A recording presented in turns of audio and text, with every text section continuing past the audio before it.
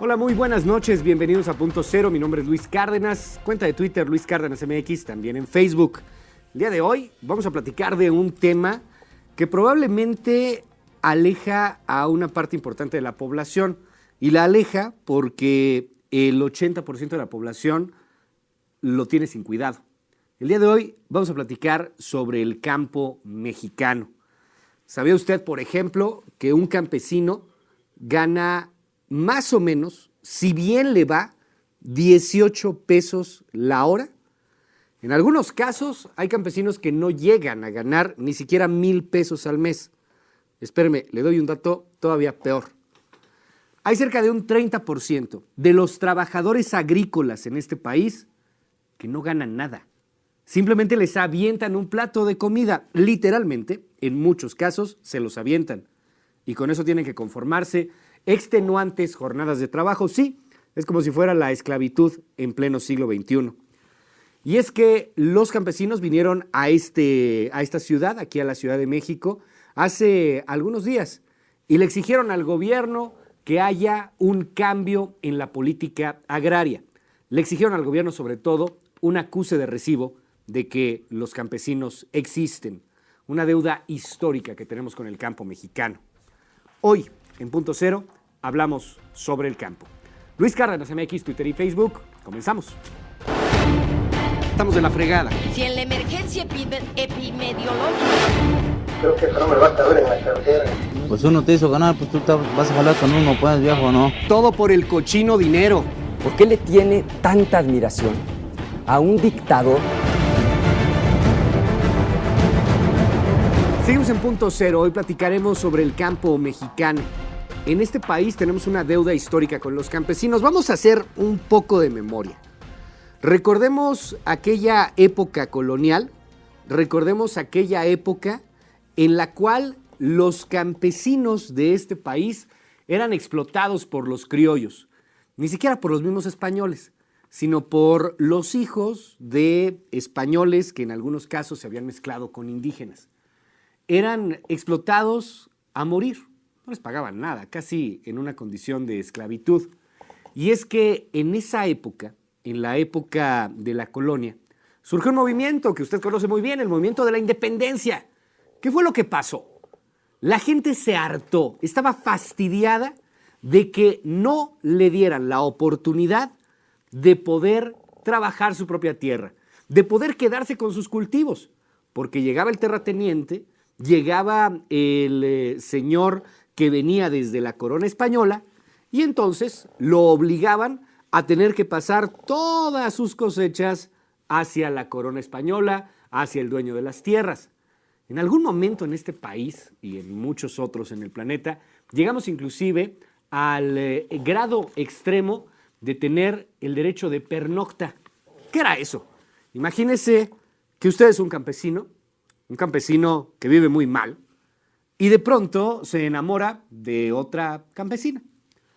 Están enamorados, se quieren casar, pero para que se casen tienen que tener la autorización del dueño de la tierra.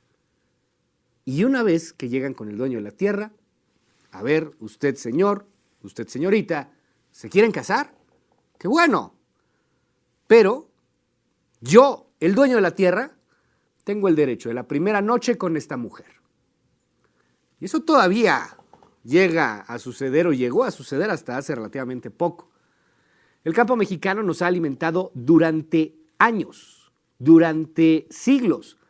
El campo mexicano ha alimentado a este país desde siempre, pero está total y completamente abandonado debido a que se ha impuesto mucho más el sentido económico, el sentido de persecución de un fin monetario sobre el sentido de la productividad. Es muy fácil decirlo.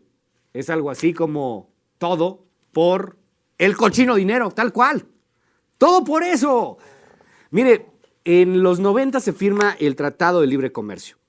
Firmamos un tratado que, si bien ha beneficiado a algunos productores del campo mexicano, particularmente a los grandotes, a los chiquitos les ha dado al traste, pero al traste por completo. A los pequeños productores, a las familias que se encuentran en el campo mexicano, las ha condenado a la miseria absoluta. Déjeme darle algunos datos con respecto a la población rural y a la población urbana. En 1950, en este país, cerca del 60% de la población estaba en el campo. Era una población rural. Por eso la grande época del cine de oro mexicano, con esos extraños paisajes como paradisiacos, como de ensueño, de la era bucólica, de un asunto tratando de enaltecer esa vida del campo, esa vida inocente. Era un México también extremadamente inocente. Y de ahí fuimos evolucionando poco a poco al México del progreso. De ahí llegamos al México moderno, al México del desarrollo. Y fuimos viendo cómo poco a poco el campo mexicano fue abandonado, porque no tenía caso estar en el campo, porque en el campo se ganaba mal, porque en el campo había hambruna, porque en el campo no había posibilidades de nada. No sé si fuimos nosotros mismos, señores.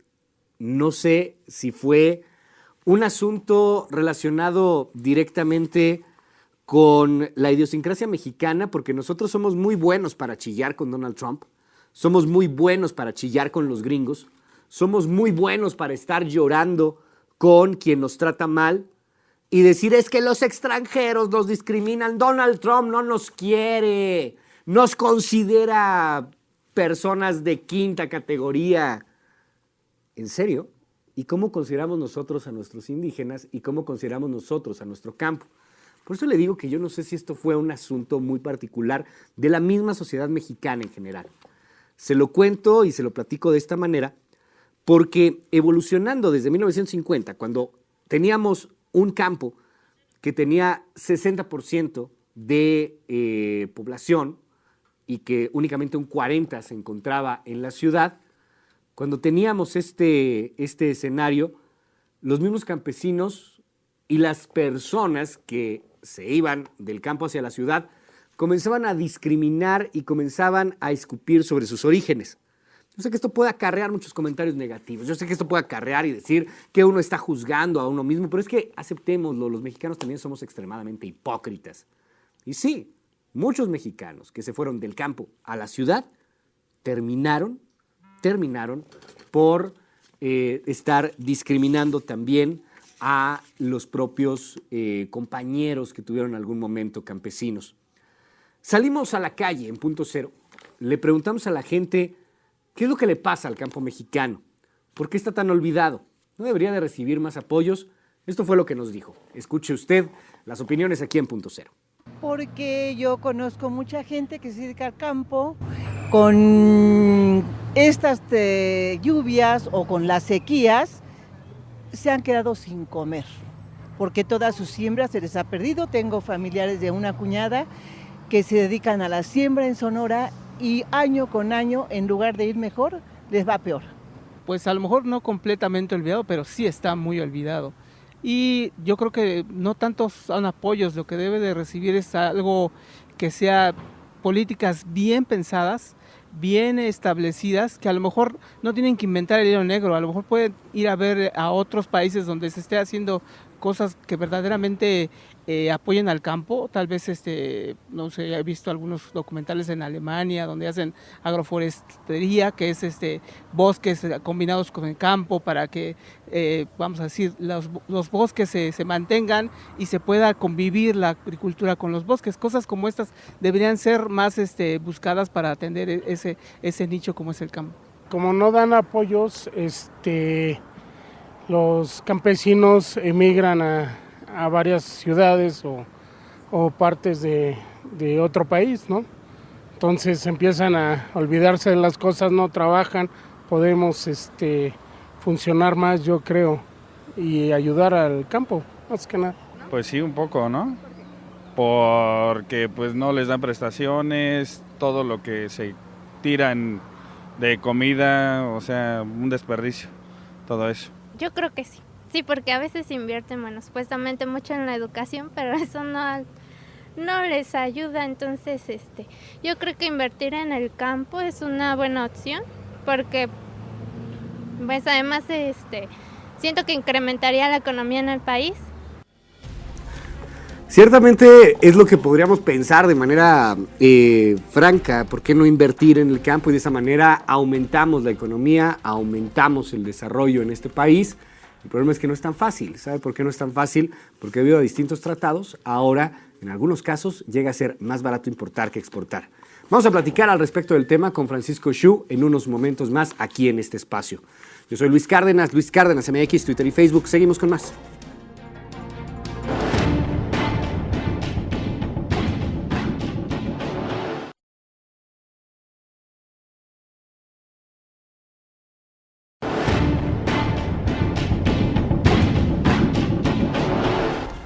Hace unos días aquí en la Ciudad de México llegaron grupos de campesinos, varias decenas de miles de personas que exigían pues cambios en la política agraria en este país, pero sobre todo yo creo que también estaban exigiendo algo fundamental, un acuse de recibo de la existencia de las comunidades y de los pueblos campesinos en este país a los cuales les debemos tanto. Dijo José Calzada Rovirosa, el secretario de Agricultura, que hay una deuda histórica con el campo mexicano. Dijo que si alguien no le ha fallado a este país, justamente son los campesinos. Lo que sí es que los campesinos tal vez le hemos fallado mucho a México.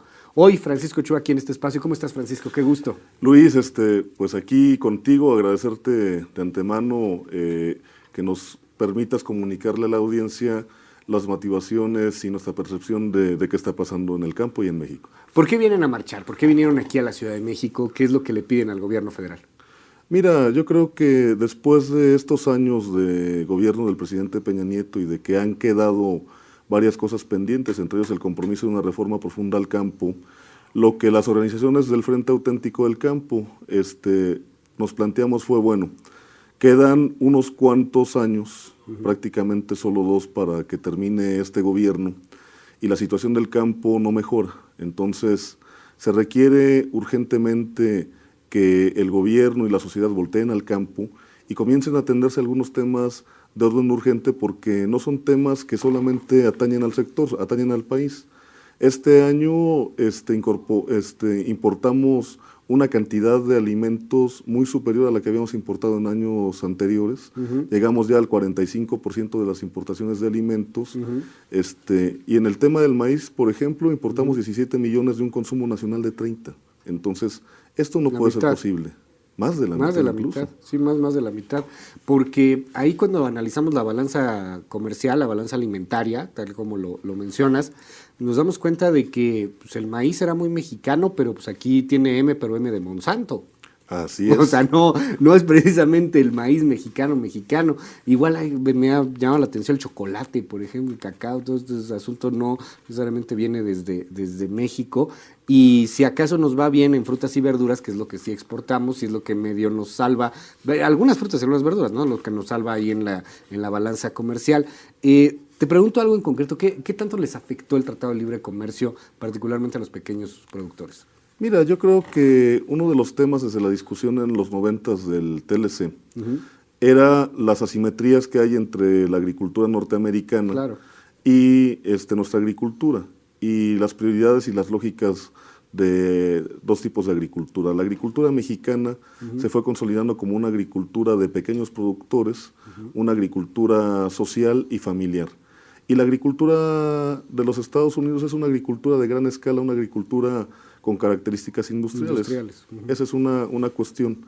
En todo caso, nuestra agricultura podría parecerse más a la agricultura de ciertos países europeos, como Francia, España, etcétera. Entonces, en estas lógicas, pues se supone que se tomaron ciertas salvaguardas. El Procampo se supone que es un mecanismo de subsidio compensatorio para tratar de apoyar a los pequeños productores para que tuvieran competitividad. La promesa eran $100 por productor de maíz al año. $100 por productor de maíz al año. Así es. Okay. ¿Y eso alcanzaba para compensar? Según estamos hablando de 2,000 pesos al mes, pues en el mejor de los casos. Al año, 2,000 pesos al año para compensar. Para compensar a una industria gringa que vino a arrasar.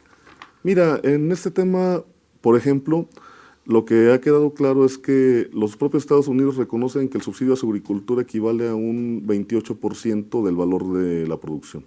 En el caso de México, con todos estos apoyos que hay, solo equivale al 4%, ¿no? Alrededor. Ese es el tipo también de intervención del Estado. No se trata solo de un tema de competitividad. A ver si te entiendo bien, Francisco. Si no, por favor, corrígeme. Aquí tenemos falta de tecnología. Digo, no quiero pintar tampoco el campo como un campo tan abandonado. Pues así lo está, y en mucho, y tenemos una gran deuda. Pero no lo quiero pintar así como que somos los malos aquí y allá son los buenos, o allá tienen más, o acá no. Creo que somos igual de capaces, pero las condiciones son extremadamente diferentes. O sea, si te entiendo bien, allá, insisto, tienen una gran tecnología, tienen un gran desarrollo, tienen una gran profesionalización, tienen un sector orientado completamente al tema industrial, y además tienen 28% de subsidio. Exactamente. Y aquí no tenemos tecnología, está muy vapuleado el tema desde por cuestiones de corrupción hasta por cuestiones de marginación y de pobreza, y tenemos un, ¿qué? ¿4%? Un 4% alrededor de lo que valen los subsidios que llegan en apoyos directos a los productores frente al 28%. Esa es más o menos la circunstancia. Pues aquí tienes 2,000 pesos al año. Así es, y pero ahora menos. Todo. Mira, lo que pasa es que eran $100 en el 94, 95, que es más o menos cuando empieza. Pero con todo este efecto de las devaluaciones, estamos hablando de que es mucho menos. Estamos hablando de que lo que llega realmente a lo que equivale hoy el Proagro es como a $40. Ni siquiera es los $100 que se dijeron y que eran en un principio, ¿no? $100 por productor. Así es. O sea, por hectárea. Por hectárea, 800 pesos. Así es. De eso estamos hablando, a lo que equivale hoy el Proagro. Y pues, como podrás ver, eso no ayuda mucho ni para adquirir insumos, ni para comprar semilla, y mucho menos para enfrentar inclemencias y factores climatológicos, que ese es uno de los aspectos que ayer comentábamos con el secretario de Semarnat, con el doctor Baqueado. Le decíamos, a ver, está ocurriendo todo esto, no vemos medidas efectivas que ayuden a mitigar y a contribuir a que el cambio climático no impacte en la agricultura, y entonces queremos que nos expliquen cuál es la política del gobierno al respecto, y que en todo caso escuchen propuestas, ¿no? ¿Qué propuestas tienen o qué propuestas han surgido en este sentido, particularmente con este tema, obviamente de la importación, pero además, o sea, si te pega el TLC, el cambio climático te pega mucho más? ¿Cómo se puede solucionar? ¿Qué le piden al gobierno? Mira, de entrada yo creo que tiene que haber mecanismos de fortalecimiento del aseguramiento, que hoy por hoy hay grandes dificultades para acceso a los seguros, a una cuestión de este tipo. Tiene que implementarse medidas culturales, le llamamos, es decir, barreras de árboles, barreras vivas, secas, ¿no? Con vegetación, etcétera, para ciertas cosas. Se tiene que impulsar que la industria deje de emitir tantos gases de efecto invernadero, que esta es una discusión internacional. Recordás que aquí en México se celebró la COP16. Sí, claro. Y uno de los temas que planteó en ese tiempo el gobierno de la República era la política de la creación del Fondo Verde y entrar al mecanismo que le llaman Red Más de mercado de carbono. Es decir, por eso nosotros tenemos algunas dudas. El mercado de carbono, a cambio de que las empresas no reduzcan las emisiones, dice que lo que pueden hacer es mandar dinero a ciertas comunidades y países para que planten árboles y con eso compensen sus emisiones. No, bueno, pues si te van a dar igual que $10, va a estar complicado, ¿eh? O sea, yo te mando lana y tú ahí plantas los árboles. Y para empezar, en países como estos, como México en particular, pues yo no sé si esa lana va a terminar en los árboles o en los árboles de algunas casas. Exactamente, tienes mucha blancas, razón ahí, Luis. Amarillas o verdes, con lo que sean. Francisco, tengo que hacer un corte, hacemos una pausa y seguimos para platicar pues sobre el futuro del campo mexicano, hacia dónde podemos ir, si hay una alianza con el gobierno, si se puede trabajar bien, o hacia dónde podemos ir si esto pues continúa en el abandono y continúa viéndose con cierto desdén. ¿Te parece? Hacemos una pausa. Desde luego, Luis, gracias. Gracias. Seguimos con más. Luis Cárdenas, MX, Twitter y Facebook.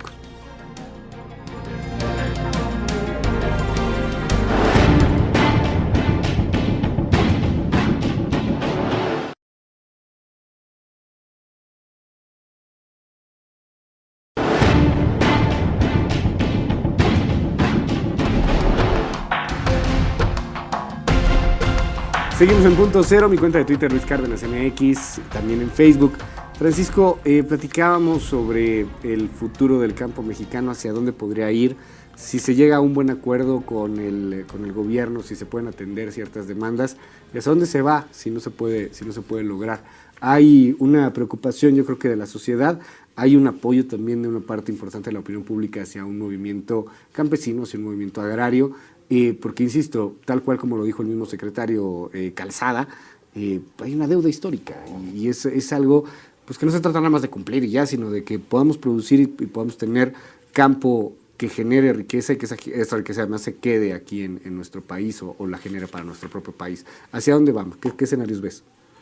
Pues mira, Luis, yo creo que tenemos que voltear al campo no solamente por un tema de oportunidad y coyuntura política, sino por un asunto de la viabilidad del país mismo, porque si no comenzamos a resolver de forma estructural el tema de la alimentación, el tema del agua, el tema de la biodiversidad, el tema también de las prioridades nacionales en términos de hacia dónde destinamos los recursos, los esfuerzos, no vamos a poder tener en los próximos años mejores condiciones, incluso se puede deteriorar aún más las condiciones de vida del país.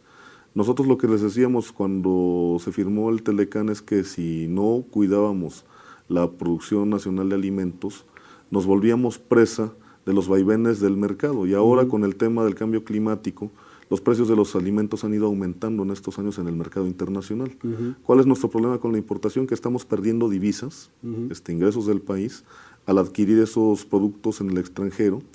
Y obviamente esto está agravando las condiciones económicas de amplias capas hasta de la población urbana, sobre todo, porque en buena medida pues son los que se ven más afectados y golpeados por el alza de los costos de alimentos y no así el alza de los ingresos por la situación económica tan compleja que estamos viviendo. Entonces, el campo tiene una función anticíclica.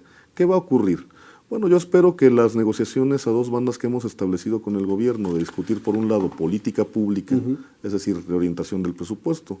Yo te diría, nosotros no estamos buscando que haya más dinero para el campo, sino lo que estamos pidiendo es que se reoriente hacia los pequeños productores y no a subsidiar grandes empresas como el caso de este asunto de la engorda de Tlahualilo, ¿no? Que fue a inaugurar el secretario Calzada junto con un empresario muy distinguido del sector agropecuario, en el caso de la empresa Su Carne, que pues tiene 1.500 millones de subsidios ahí. 1.500 millones de subsidios. Así es, para esa engorda. De un programa que se llama Agroparques, ¿no? Entonces, pues es increíble que para un solo proyecto, para una sola empresa exista eso, y para un productor que quiere acceder a un programa como el PIMAF de producción de maíz, que le otorgan un paquete tecnológico de fertilizante y algunas herramientas que vale 2,000 pesos, tiene un montón de trabas y nadie le ayuda, ¿no? Y además cae en manos de una gran cantidad de circuitos de corrupción que hay. Entonces, eso no puede continuar, lastima a la gente, está visto. Y bueno, una cosa que le reconocemos al secretario Calzada es que reconoció la existencia de esos circuitos de corrupción, pero pues lo que nosotros esperamos es que tome medidas para que esos circuitos vayan desapareciendo y eliminándose, porque uno de los grandes problemas, aparte de cierto mal diseño y reorientación equivocada de los programas hacia los grandes empresarios, tiene que ver también con que lo poco que cae al campo se pierde en estos circuitos, donde al final se vuelven inútiles esos programas y el campesinado sigue en las mismas condiciones. Francisco, cuando dices la función del campo es anticíclica, como si lo dijiste hace un momento, me refiero a la economía. Al tema económico. Ojalá que no nos pase como sucede en un documental en Netflix, ahí recomendado para todo nuestro auditorio, no sé si lo has visto, el de Food, comida, ahí en Netflix, donde hablan mucho de la industria y de cómo pues han industrializado los alimentos, industrializado la carne, y llega de pronto una parte que a mí me llamó mucho la atención por lo que decías, en donde una hamburguesa de McDonald's procesada es mucho más barato que comprar una manzana, una comida sana, que aquí antes nos preciábamos de eso. Antes de que entraran los hipsters y con el tema orgánico, aquí todo era orgánico. O sea, aquí era otro país, era otra comida y nos enfermábamos menos, de hecho. o no tenemos tanto cardiovascular, tanto diabetes. O sea, es una cuestión que termina por afectar absolutamente a todo el país. Francisco, ¿cuál es el escenario si no se les hace caso? ¿Hacia dónde terminarían por ir? Mira, Luis, nosotros vamos a seguir comprometidos con el país, impulsando la producción de alimentos, tratando de que estos alimentos sean sanos, porque esa es finalmente la vocación de los campesinos e indígenas de México. Hay un gran amor por México. En el otro terreno, pues seguramente nosotros hemos decidido seguir planteándole y dialogando con el país. Yo te decía que la función de los medios de comunicación están ayudando a que la opinión pública genere las condiciones para que los actores del gobierno escuchen las demandas nuestras. ¿No está en su agenda radicalizarse?